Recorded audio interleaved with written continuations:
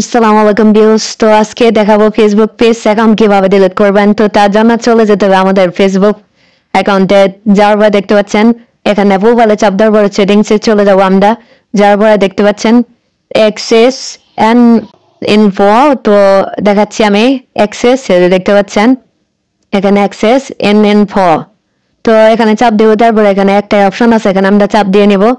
তারপরে দেখতে পাচ্ছেন দ্বিতীয় নাম্বার অপশন যেটা আছে, প্রথম যেটা ওইটা না, দ্বিতীয়তে ডিলেট পেজ। তো কনফার্ম দিয়ে নিব, তারপরে এখানে আবার কনফার্ম দিয়ে নিব নীল কালার যে, তো এটা দেওয়ার পরে আবার নিচে চলে আসবো, আসার পরে এখানে আবার কনফার্ম দিয়ে দিব। তারপরে এখানে কিন্তু ফেসবুক পাসওয়ার্ড চাচ্ছে, আপনার মূল আইডি যে পাসওয়ার্ড আছে সেটা। তো এখানে আমরা পাসওয়ার্ডটি দিয়ে নিব। তারপরে এখানে আমরা কনফার্ম করব। তারপরে তো দেখতে পাচ্ছেন পাসওয়ার্ড দিয়ে শেষ, এখন আমরা কনফার্ম করে দিব।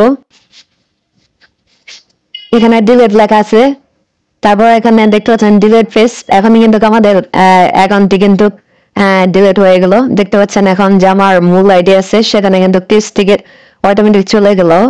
তো দেখলেন কিভাবে ই করতে হয়। এখন আমি আপনাদেরকে দেখাবো যে আমার এখন কয়টা পেজ আইডি আছে। তো দেখতে পাচ্ছেন এখন আমার পেজ আইডি আছে হচ্ছে 4টা, ও সরি 3টা আর একটা রিয়েল আইডি।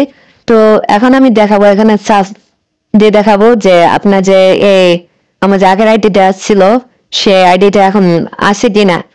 যার কারণে আমি দেখাবো, দেখতে পাচ্ছেন যারবারই খবর। এখন আমি সার্চ দিলাম, এখানে কিন্তু আমার শো করতেছে না।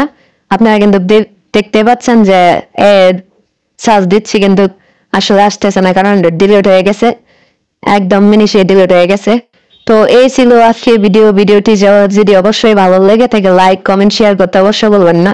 এমনকি এরকম আরো নিত্য নতুন ভিডিও পেতে পাশে থাকা বেল আইকনটি বাজিয়ে দিবেন। পরবর্তী আপডেট ভিডিও পাওয়ার জন্য এমডি আলম সেটিংস অফিসিয়ালের পাশেই থাকবেন। তো ভালো থাকবেন, সুস্থ থাকবেন, খোদা হাফেজ।